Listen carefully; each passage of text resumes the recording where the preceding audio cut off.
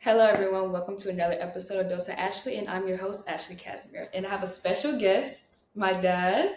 So when he helped me start my podcast at 17. So I just want to talk about today about generational curses, something we talk about a lot off camera, and also just being the first generation and what we go through, what we navigate on a daily basis as a family. So let's just start. What's the first question? So, what does generational curses mean to you? To me? Yeah. Oh, yeah. Yeah, we can talk about what I think about it and what you think about it, or what you think about it. So to me, generational curses is something that a bad habit that gets repeated by each generation of kid that comes behind each other. So basically, anything that's done Mhm. Every generation, Mhm. but it's and nobody seems to do something to change it. Okay, I agree. I agree. And so, how have you personally broken any generational curses that you endured in your family? Uh, I feel like you've done a lot, but Give me an example. I think moving was just for like we're gonna start at the beginning. Well, I wouldn't say that's a generational curse because But like, all my uncles moved, okay, so I can't say that's a generational curse. And I don't see that as bad. That's a good yeah, thing, right? That was a good thing that they moved through and came. So I think generational curse is more about things that we did, that we saw that were detrimental to our success, and we chose to do different. One thing is probably being married, right? That's kind of breaking the generational curse, Yeah. right? There's no other males in my family in my immediate family that's married. No, I can agree with And to that. be married, 22, 20 years, 22 20 years, I something think. years. Yeah. So yeah, that to me that's like a generational curse, right? To be able to have a successful marriage, and have children that grew up in a household with their father and their mother. Mm.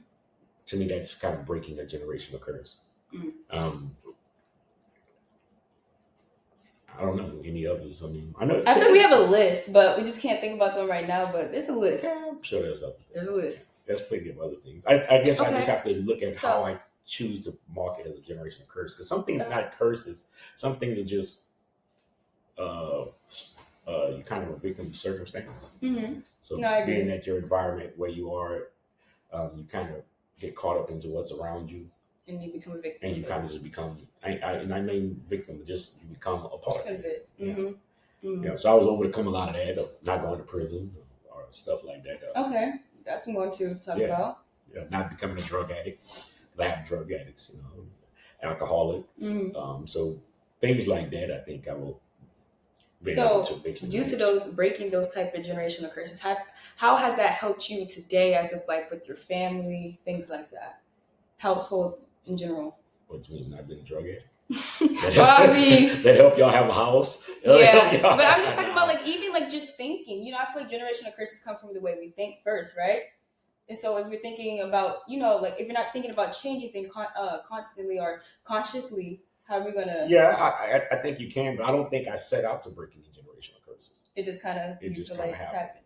Well, I guess the more I was able to see, and the more I was able to see certain things as possible, the more I became more willing to try. Yeah. And do other things because you got to see outside of what you right, because you kind of have, because there was more to life, right? You start seeing more of life. Also, I don't know if I even realized that I was breaking generational curse till somebody else told me, like my brother or my you didn't know sister. you were doing something, making a change. No, I'm just kind of living life. Yeah, I'm just kind of living life, and I also know what I don't want or what I experience, and I don't want my children to experience. So I just try not to do that. Right. I don't really. It's not like I get up in the morning saying, "This is what our curses are. We got to break them." Yeah. No, I just kind of get up and say, "Well, my life was kind of bad in this area, so I want to try to not impose those things on my children." Mm-hmm. So most generational curses are unconscious. That's why they're so hard to break. Yeah. Because you're not. I agree. Because it's really installed in you, like generations. Yeah, it just comes natural. Like if you have family members, like there's some families where every generation of male has been in prison. Yeah. It just becomes common. Even my own self, right? And this has nothing to do with family. For a long time, even to this day, I always feel that I'm escaping prison, right? It's because I grew up in a neighborhood where everybody I know went to prison. Yeah. So I was always waiting on when my turn was going to come. Even when I first Yeah. went to jail, 'cause I never went to prison. When I went to jail, it was kind of I knew it was going to come at some point. Yeah. It's just because you kind of subconsciously created that in your own head of like, eventually it's going to happen.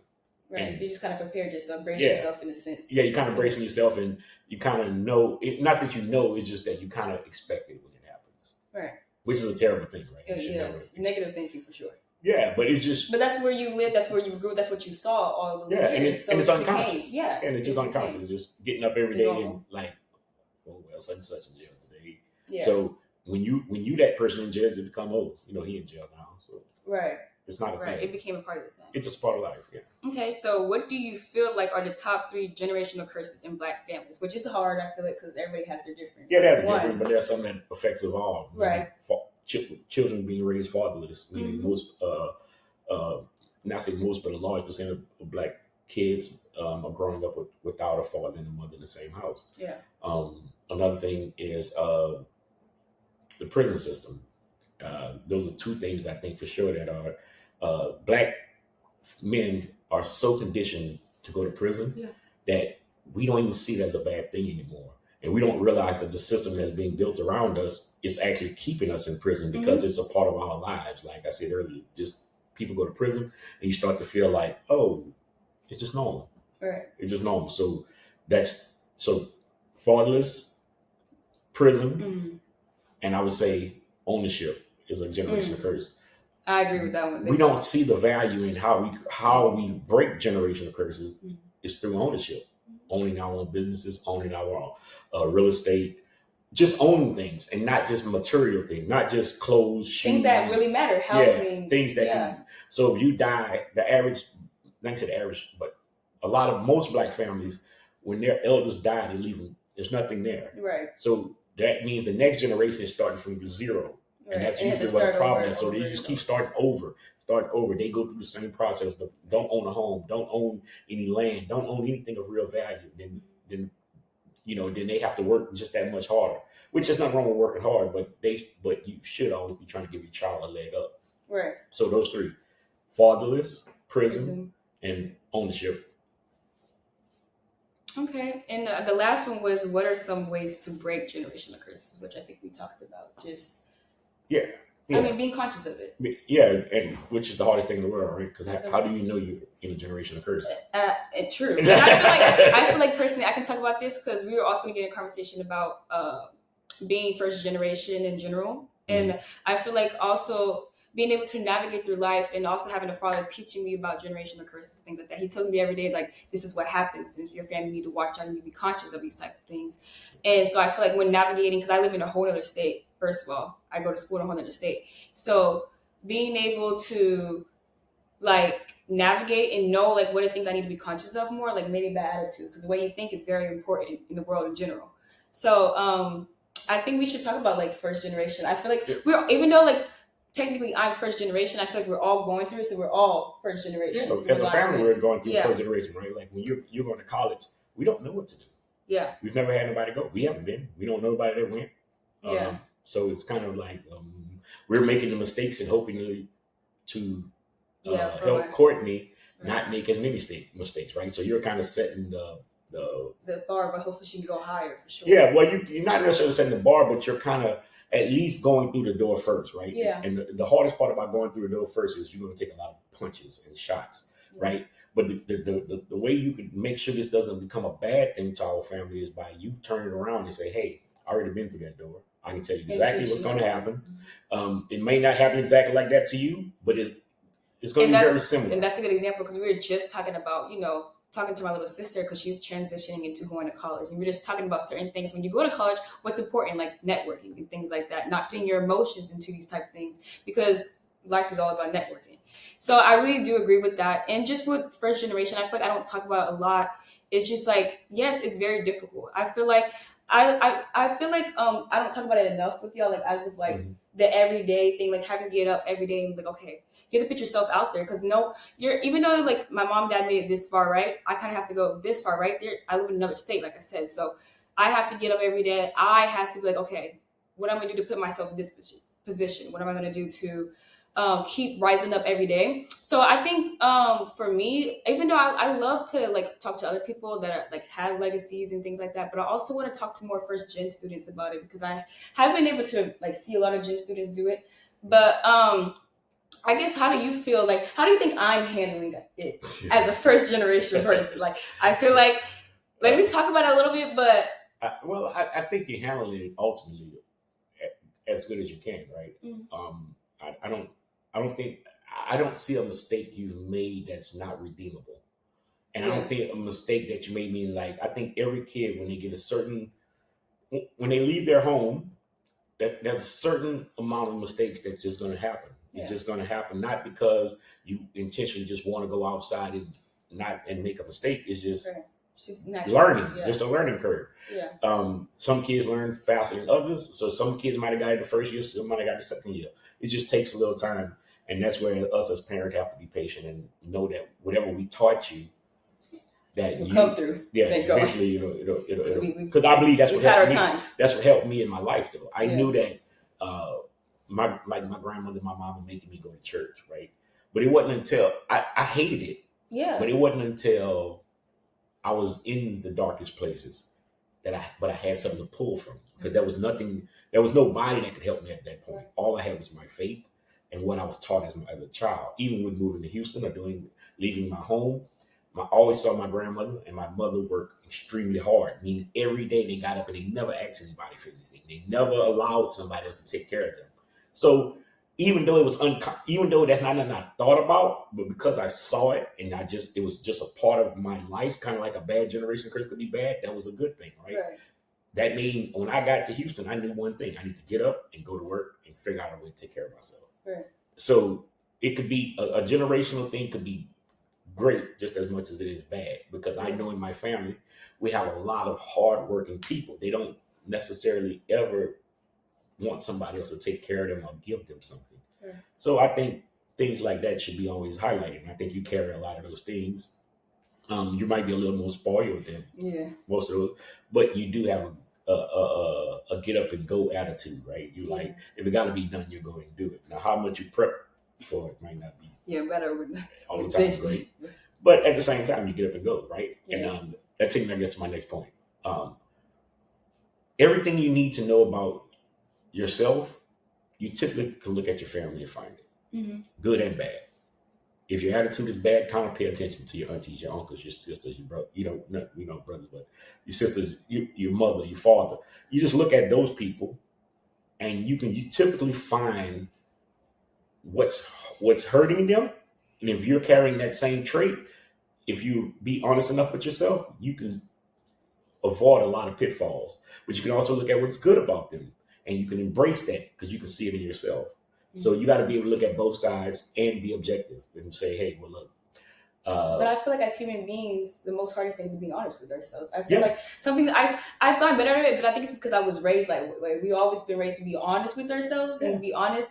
But sometimes people, I've seen situations where people literally be lying to themselves, and I'm like, Well, yeah. so how do you become more conscious of that? How do you be like, okay, like, girl, like you have a bad attitude, you need to fix that because I had that for the longest. Let's just be honest here. Let's just be honest here. I don't know how you fix. I think, unfortunately, I think people, there's not a lot of incentive to being honest with yourself because you have Instagram. The whole world is around perception and what I'm trying to, who I want people to believe I am. So there's not a lot of value in just being honest with yourself. So to me, it's something you have to want. If you don't want it, you can always. If you want better for yourself, if you want growth for yourself, yeah, you gotta be able to see the bigger picture down the line, like saying, okay, well, I want to be better. Right. So not being crucial to yourself because you can say I want to be better, then you can start feeling like, oh, I'm not good enough. You don't want to be that, but you want to be objective to yourself and say, I want to be better, and I could have handled these situations better. Right. Meaning I could have had a better attitude, or I could have said this better, I could have said thank you, or whatever it is. Right. I could have done. And just being objective to that and being conscious of it, so next time when you get into these scenarios, you can just say, okay, I'll be better. I'll make sure I say thank you. I'll handle that differently. I mean, I still struggle with myself, because if you introduce anger or you get mad about something, all the things you worked on all the time usually go out the window, and Right. then you're right back where you started. But so you got to try to not let emotions get involved, and try to always be thinking. Because if you're Yeah. not thinking, then you do something crazy. Yeah, Yeah. true. And also that kind of leads me to also like what y'all have taught us like as children, like being authentic to ourselves and being who we are and always understanding where we come from Right. and where we're going. So I wanted to talk about just like also adding on to the first generation. I feel like something that really empowered me personally is that you were always honest about where you Yeah. came from. And I feel like I don't have to lie to people. I don't have to put that perception Yeah. out, because where I come from is it wasn't the greatest, but at the same time, we're elevating, right? Every day Right. we're elevating. We're trying to be somewhere. We're trying to be better than who we were yesterday. Right. But I guess for me, where I come from is my power. Yeah. I was in the pit. I come from the projects. I come from the hole. You can't. So I use that as my power, saying it's nothing you can do to me. Right. Because I've already been in the pit. Right. All I can do is elevate. Right. Now, if you try to lie and act like you're here or you better than me, I can bring you down. You can't, because I'm there. So Right. I use that as a strategic way of building my own confidence. Yeah. I use where I'm from when I walk into the room, and then people don't feel like I'm supposed to be there. Right. I can use that to say I can stand by myself. And I feel like dealing in some of the places I've been at, because like I said, I've been through a lot of places. Of course, first generation, I've been through the door first. And also like not feeling included or wanted is also a very difficult thing to deal with. So I feel like, what do you have to say? Okay, but think about this. Mm. Since you were probably in the 7th grade, 6th grade, I've always had one consistent message. You have to be okay with being by yourself. Right. If there's nothing else in the world, if the whole world turns back, you have to be able to stand up, put your head forward, and keep moving. And now, when I look back now, he was telling the truth, because all you're gonna have is yourself, first of all. Yeah. And then I feel like, because regardless, whatever you do, you can please people all day, you can do whatever you want, but if they don't accept you, they don't accept you. So all you have is yourself. Yeah. So I feel like I kind of walk with that as of like, it is what it is, and I have me, and we walk through that door. So I feel like that's what kind of. But that's a power. Helped. That is a power, because you know why? There's so many people that are emotionally dependent on everybody. They dependent on you liking them. Yeah. And if you don't like them or they don't feel like they're part, they crumble. Right. So to me, if you can walk into a room and I'm accepting to everybody, but I don't need nobody. Right. I already won when I walked in. Right. Because I walked in clearly understanding that I'm here to work with anybody or be friends with anybody. But I also don't need to kiss ass, and I don't need to just big on that one. Yeah. Right. And I feel like that's also another thing about me. I don't know why my sister like to call it rebellious, but for some reason I'm always, and I'm kind of like you, I guess, it's kind of more of a sense as of like, I'm not gonna kiss nobody's butt either. I'm gonna stand on who I am, and that shit. And I feel like that's what also carried me, though. I feel that's what also helped me, because I feel like I stood in those grounds as of like, I'm not gonna go out of what I believe in, what my morals are, and things like that to please somebody else. Well, yeah, and think about this. That training started a long time ago. Since we were what, 3, 4? Yeah, but I think when it really came to fruition is when, I'm gonna say what I saw the biggest transition of being able to walk into a room that I've seen you have, right? So since we're talking about your experience. Yeah. When you went to high school, you went to a predominantly white high school. When I switched schools, because I was right, you went from a black high school, Hispanic high school, black and Hispanic, middle of the year, 10th grade, to a predominantly white high school. But that was a big transition. But that wasn't to me that big of a deal, because you had always been around white kids. Probably not been around as many of them, but you had always been around them, right? So that was a big transition, but not as much. I think the transition became when you decided that I don't want to do my hair like this no more. I don't want to straighten my hair. I don't want to look like that. I want to be natural. And some of that may have been coerced through us or me kind of saying, be natural and be yourself. Be yourself. Yeah. Right? And I always tell you can't be beautiful in your purest skin, just waking up, going look in the mirror. Yeah. If you can't be that and be beautiful, whatever stuff you put on is just putting a mask on. It's not being who you are. So I think when you were able to do that and then go to this school for the next couple of years, and know that most of the people that look like you didn't believe in that. Right. And then the ones that didn't look like you didn't understand it. Right. So Right. that's a power. That's a power. That's probably something that's built into you that you don't even Yeah, and I realize didn't even that's there. realize that That's until you there. said it. I But didn't realize. that's the thing, right? That was I a didn't thing realize. because being beautiful in your own skin is that's like a superpower Yeah. because so many of the young ladies and guys live behind the perception of what beauty is. Right. And beauty should be what I look in the mirror, what I see, what and I how see. I think it's supposed to look on me. Right. That's it. And to me, that was an experience that you caught real young in your life.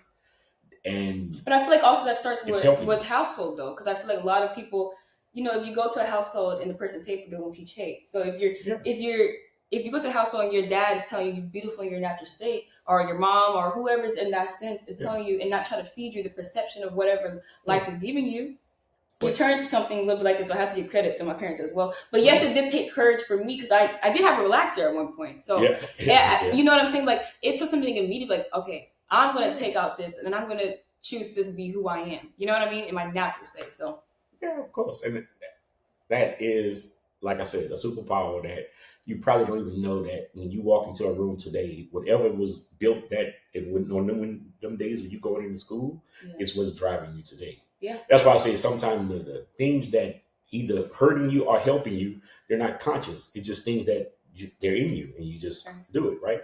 But it never somebody need to give a pat on my back. I didn't know that. I guess so. It's okay to pat yourself on the back sometimes. Yeah. But I guess, and me telling you that at a young age comes from a place of myself not having, right? So kind of putting on a suit to be who I thought you needed to be outside, meaning certain clothes, certain shoes, because you want to be the cool kid, but never being comfortable enough just to be like, this is who I am, this is what I am, this, you know, and because when you live in a neighborhood like where I grew up in, it's kind of, it's groupthink. It's a lot of group thinking, meaning like everybody wear the same type of shoes, everybody the same clothes, everybody wear. It kind of just looks like you know, if you go over there and you just stood away and like an alien looking down, you'll be like, damn, all those boys look alike. Because we all dressed alike. We all, you know, it was just kind of very similar. So you would think like, oh, they're all twins, just, you know, walking around. Yeah. But at the same time, I realized that also hindered me, right? Because that also made me make decisions based on group thinking. Right. If the group was doing it, I was doing it just because you're not comfortable. So it plays into every part of life, not just the way you look in the mirror, but how you start to think, how you start to process the decisions you're going to make. All those things. So it all starts in the small things. It all starts from small, meaning looking in the mirror and just saying, this is me. Right. Because in my neighborhood, the worst thing you wanted to be was a square. Right. So you dressed up like a gangster. Right. Or you sold drugs to try to be a gangster. Yeah. But there's plenty of guys that I knew that were like smart people. Yeah. But because it wasn't cool to be smart, they would just sit in the back of the class with dumb people. Yeah. Even though that person probably could walk in the class and just make an A. Right. But they would choose. But would you say they were more of around the environment they were living in? Yeah, it's their environment, but it's also not being comfortable in their own skin, right? If they could have got up every day and be like, I'm brilliant. Or somebody would have got up with them every day and told me I'm brilliant. And made them feel like it's okay to be that. Right. But unfortunately, in the hood, that doesn't happen. You know, not say it doesn't happen because their parents might do it, but outside wasn't doing it. Right. But that's when you have to be able to say, well, I don't care what outside is saying. I don't care what outside is saying. And that's a hard thing because I feel like, especially because we're already in our heads as humans, so you have to be like, oh, well, this person's going to think this. Because even still now, I'm only 21, so I still have those thinking, those thoughts and stuff, not being from the hood, but having a... Well, you got it worse than us, right? I think y'all generation is worse than us, meaning that you have social media. My opinion, my whole opinion on my life was based on maybe 3 or 4 guys that I hung out with every day. Right. Y'all have the whole internet. You take one picture and the whole internet see it. And if they say if 10 comments say you're beautiful, but 2 say you're ugly, those 2 are going to stick to you more than the 10. More than the 10. Mm-hmm. So that's what I'm saying. But so the way y'all are affected by opinions of people that probably don't like you or probably don't even know you at all is so much harder than what I had. Right. So to me, it would have been easier to be self-efficient, self-aware back then than it is now. Unless you just stay away from social media, which is kind of hard, right? Because everything revolves social media is a tool as well. So it's podcast. Oh yeah. Yeah, it's kind of like this, right? But it's the same thing with this, right? You'll post a podcast. You'll find plenty of people especially if they're black and they haven't experienced what I experienced to be where I'm at, they wouldn't agree with what I'm talking about, the group thinking and it's just the process of what it takes to come out of where we come from. Mm-hmm. And it's not meaning that they're wrong because they might say, well, my parent came from that, but they didn't have the same experience, or they became millionaires, or they became this. So because everybody has their own story. Right. But that doesn't mean my story is not valid. It doesn't mean theirs is not valid. Mm-hmm. But at the same time, it's just a difference of opinion. And unfortunately, the internet allows everybody to have an opinion, throw it at you when it's not really their life. But anyways. It could be what it is, though, right? Yeah. But is there any questions you want to ask me? What do you believe is the hardest generational curse you had to overcome that you're aware of? I still feel like I still struggle with it a little bit because I talked about it earlier about thinking is very important. However you think is how you're going to start your day and how you're going to do your day. And I feel like I've gotten better at it. y'all said I got better at it, but I still have to work on it because I am kind of a I guess you would say I get off emotions fast if I allow it. But I would definitely say bad attitude. So, but you believe you've seen that trait somewhere in your family before? That's what I'm saying. To explain that you've seen this. I've seen it. And you see it, and you're saying, well. And a little bit of laziness. Yeah. I mean, what laziness is? I've seen it in the family, so does that count as generational curse? I mean, it can be. It can be too. I can definitely see that it can be a generational curse. I guess as long as you see it and you're always working toward it, you're always moving forward. Yeah, I feel like this year, being able to be more conscious of my bad attitude, like, okay, well, if you think bad, you're gonna do bad, pretty much, because you're not gonna see any positive in anything that you're doing. And so I feel like I had to kind of regroup myself and kind of like, okay. And it was kind of unconsciously too. I think I got better at it as well. Because I just kind of like, okay, like, you need to snap out of it, I think, a little bit for me. And I also think that when you make better decisions, you have a better attitude because you don't have to cover up the bad decisions. And I think also getting closer to God. That could be 100%. I feel like being involved at the chapel in school has also helped a lot because it builds a community. Right. First, and also just being closer with God. I feel like I needed that because, like you said earlier, like it's cool that when your parents raise you up and teach you about God, but like you don't really feel it until you actually go through something. Yeah. And I feel like moving to another state also was a lot. And I feel like no one talks about moving to another state, and on top of that, being first generation, like we're doing everything from the beginning. Yeah. So I feel like we moved before because that's something I can clearly relate to. And that too. Relate to right now. We moved before, but we didn't move like you moved, right? We had family here. Right. So we knew people. So it wasn't like we just showed up somewhere for the first time and didn't know not one person. So we knew people. So it wasn't quite as difficult as what you probably have to experience emotionally. Right. When that was. But it's still a thing, right? Because I've been going from home now for 21 years. No, you're 21, so I've been here. Oh, you were here before me, I forgot. Yeah, so I've been here for 24 years, maybe or 25, I can't remember exactly. But I know January 1st, I moved here January 1st, 2000. Oh, wow. So it's about to be 24. It's about to mark 24 years. Yeah. So January 1st, 2000. That was the day I arrived in Houston. And I think that it wasn't as bad of a challenge for me because I wanted change so bad. Right. So anything that looked different from where I was kind of just happy to not be where I was, right? Because now that I know the anxiety and nerves is, where I was from was starting to become such a stressful place that I just want to be somewhere where, like, just away from anything that had anything to do with where I come from. And it worked out. Thank God. Thank God. It could have went the other way. Thank God. Especially from the way we saw Houston, right? Like when I was a juvenile, coming to Houston was like a party. Yeah. Versus no, it's when I got here, I didn't do none of that. I didn't party. I didn't really go out or do anything. I just kind of just chilled. Yeah. And that kind of allowed me to start refocusing my life. And then now we have this. Right. And I also want to talk about one more thing because we talked about social media. I feel like I was thinking about this the other day. I feel like people go through normal human things, go through even like when we do bad decisions, right? We have our own shame. But I feel like also with social media has gave it off that they make you feel so shame for doing normal human things or having normal human Just Um, normal mistakes, maybe, or just normal. yeah. Yeah. And I just feel like I wanted to touch on that just a tad because I just feel like it is sad because I feel like even being a young, because I've seen some young people doing things that are probably not the smartest, of course, but it's like, Right.